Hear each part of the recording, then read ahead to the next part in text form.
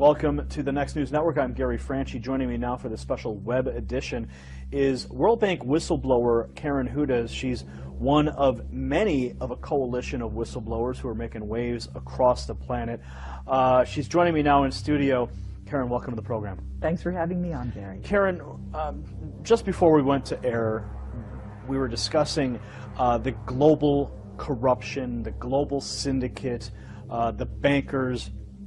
Who are these people? Who are the individuals? Who are the puppet masters pulling the strings of the bankers? Well, because you had mentioned the Jesuits in a previous interview, so I'm intrigued as to know where is the connection to the Jesuit order, as well as through the Vatican and beyond. There's many secret societies in the world. Many people speak of the Illuminati and the Masonic orders, the Order of the Garter, many of these super elite organizations that operate in secrecy. So I know I've named a few already, but if you could help us elaborate on these points, who are the people pulling the strings? Well, do you remember when there were ghettos and you had something called a Judenrat that were the ones that would draw up the lists of the Jews that were going to get exported the next day? Do you remember how that system worked? Well, it was a little before my time, but history would dictate what happened in those ghettos. So elaborate. These were traitors to their people who were helping because they thought they were going to save themselves. That's maybe why they did that, but it doesn't matter what their motives were.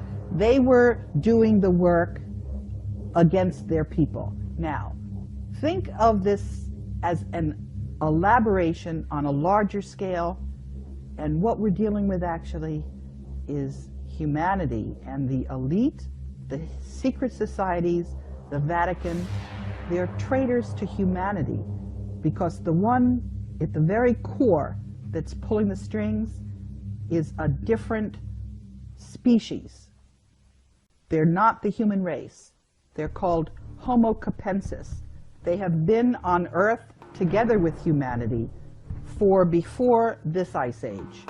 And the reason I know about this is because I was trying to help out a movie producer who couldn't get his movie. It was called The Banksters Made Off with America, Edmund Drille. And he introduced me to his network of whistleblowers. One of the people in that network is a neurologist who went to Yale Medical School and was retired, and he was trying to find out what was at the very core of all of this corruption. And so you mentioned this species, an additional species of humans, or no, they're not humans. They are so distinct from humans that if they were to mate with humans, their offspring would not be fertile. Now, are you speaking of the biblical Nephilim is an entity that people have discussed and tried to understand for millennia, and that is the race of offspring of humans and the fallen angels from. No, these are not angels.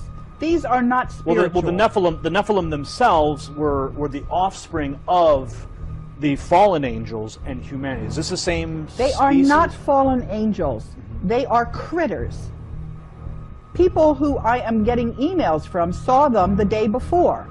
They look just like human beings, except they have these big skulls. And that is why in the Vatican you see these crazy meters, is what they're called. And that's why the very first Jew, Moses, wore one of those things, because he was one of those Homo capensis as well. We have DNA samples of them. And the reason we know this is because it was in the papyri of one of the pyramids. I found this out from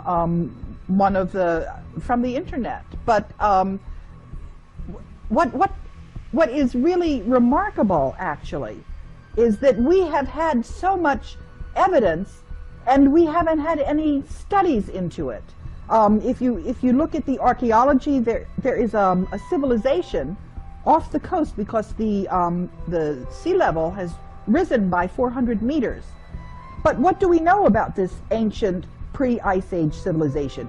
We do have a map that's left over from there because it shows the coastline of Antarctica before the ice froze on it. And it's following that landmass perfectly. So what we have is we have evidence. There's also evidence in South Africa. There are a lot of these skulls that you find. And what you're speaking of the elongated skulls that have been found in graves, and even some of the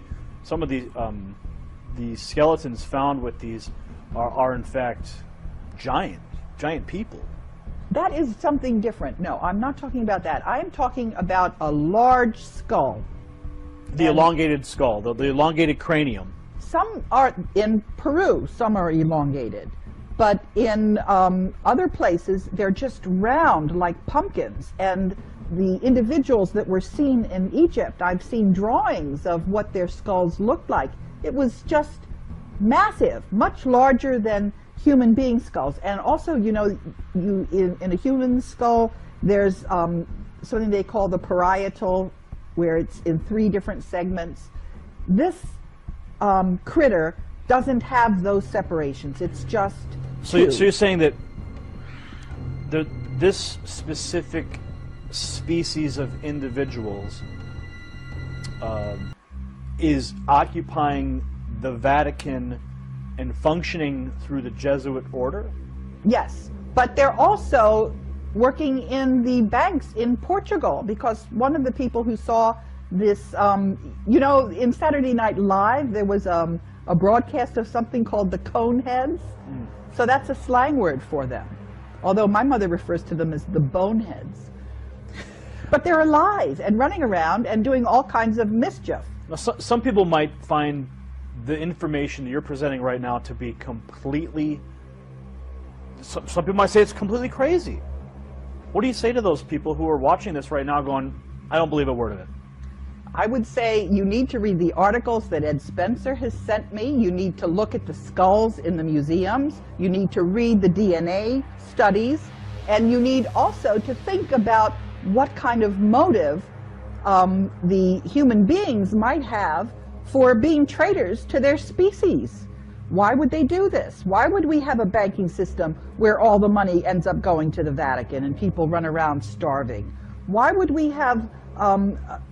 for example, if you look at what the actual teachings of Jesus Christ were, as opposed to when you had translations and various things happened and got put in there. And as some of the whistleblowers have been discussing this, information, articles on Homo capensis have disappeared from the internet. They've been taken down. And other critics who...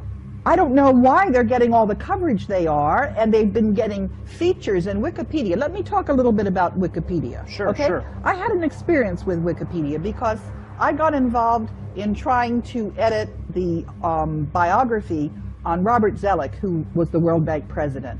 And I was trying to explain to people that the United States had lost the gentleman's agreement, which you could demonstrate. You could see, I couldn't get that into Wikipedia. They were clearly being controlled by this group that that is controlling all the capital markets. So do you think that these same people were preventing your Wikipedia edits?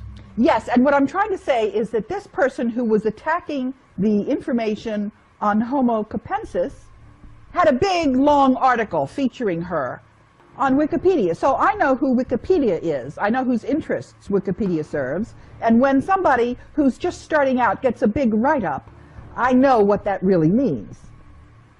So what does it mean? It means that there is manipulation of information. It means that people are given exposure and credentials that they haven't earned. You know, some people have said, I obviously have to be a disinformation expert because I'm getting press coverage. I can show you all of the effort that I took to get exposure and for people to vet my story, and that's there. I'm simply getting exposure. What do you say to those people who would call you a disinformation agent who has been putting out information to confuse people or to misdirect people. People that might even leave comments in the video section below and say, she's actually a World Bank agent provocateur. How do you address that question?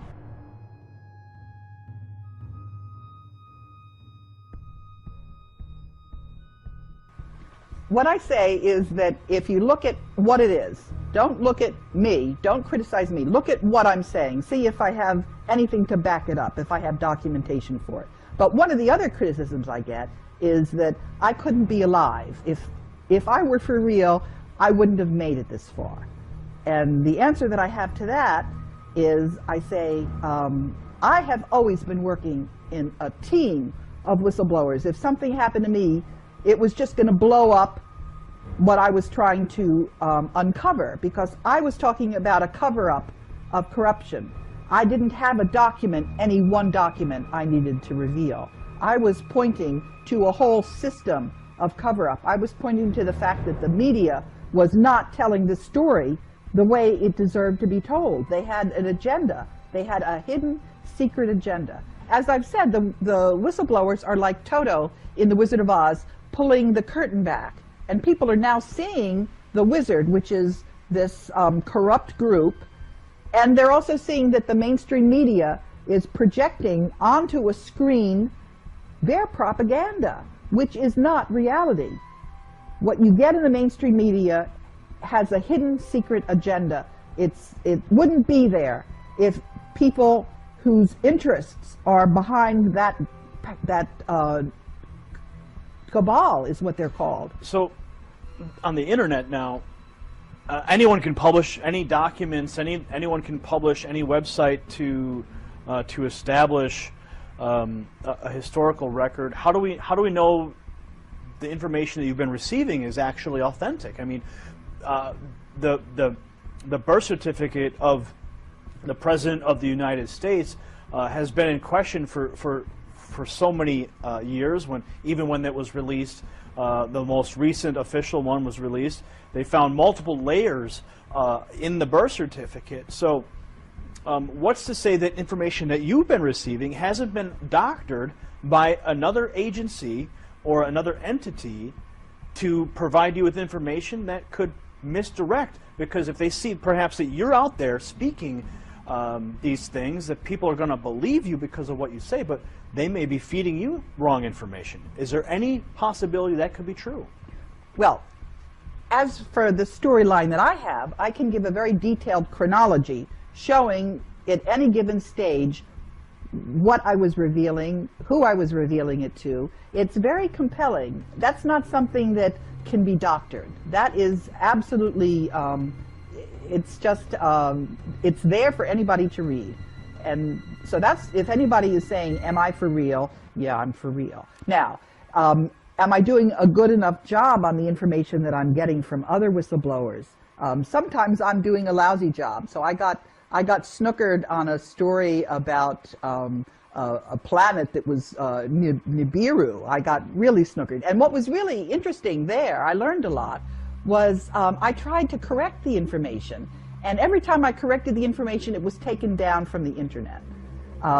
So I learned that you have to be really a little careful about information and vetting it. Well, certainly practicing discernment in everything we do is something that must be practiced, especially when we're handed documentation that can make certain claims, and of course vetting the documents themselves. So back to the topic at hand, and the global cabal of puppet masters who are pulling the strings of the international elite and the banksters. I had mentioned the Illuminati and the Masons, and I mentioned the Order of the Garter and these super secret organizations. But you take it all back to the Vatican. You take it all right back to those this species of people. If I could provide a little bit of historical perspective for a moment, when the Illuminati was supposedly disbanded, some people believe that it just didn't disappear. It went underground, and it simply spread itself out. Would you say that the same is happening with this species I would say, you say they're not human, but for lack of better words, I'll say they're a species of humans. Do you think that these individuals have peppered themselves through some of these organizations as well? What I know is... Or is it isolated simply to the Vatican? What I know is that when you get to be a 33rd degree Mason, and the Black Pope, and also the archaeologists, they all know that Moses was Akhenaten. And if you know that, then you know that Akhenaten had this huge skull, and his daughters had this huge skull. So I'm going to presume that they probably also know that there are individuals, and they're not humans. They do not have the same kind of DNA that we do. And I can tell you what I know about them. They're very mathematical. Their average intelligence is about 150. And they do not have creativity. They're not emotional. And the other thing is that in the process of working with all of these whistleblowers, I've learned a lot about the strengths of Homo sapiens, because we're not giving each other salaries, we're not giving each other honors, we're not giving each other anything other than additional hard work. But we also know who we're working for. We're working for all of humanity. So I have to ask this question, because some of the viewers who are watching right now are going, they're talking about another species with an elongated skull. You mentioned the high intelligence, the lack of creativity, and it's going to be hard for people to grasp that reality. And of course, everyone has to do their own homework to discover these things.